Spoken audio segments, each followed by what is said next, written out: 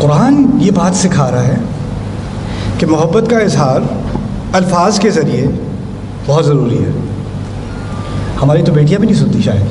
بیٹیاں بیٹا I love you, بیٹا آئی لو یو, بیٹا I love. Oh my God, we are a loveless لیس سوسائٹی. میں نے اپنی بہن سے بھی پوچھا, میرے ماں پاپا یہاں بیٹھے ہیں, کہ پاپا used to say I love you. She goes no, that's weird. There is love, محبت ہے تو, لیکن ہم کہتے نہیں ہیں.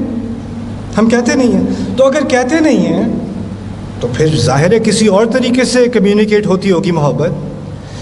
تو اگر ہمیں واقعی محبت سمجھنی ہے, اور یہ الفاظ, ان الفاظ کے اندر محبت ہی ہے, تو محبت سمجھنے کا ایک طریقہ میں آج آپ کو سمجھا دوں, پھر یہ آیت اور یہ باقی صورت سمجھ میں آئے گی. محبت کو سمجھنے کے لیے 5 طریقے ہوتے ہیں جن کے ذریعے میں کسی کو بتا سکوں یا اس تک یہ پیغام پہنچا سکوں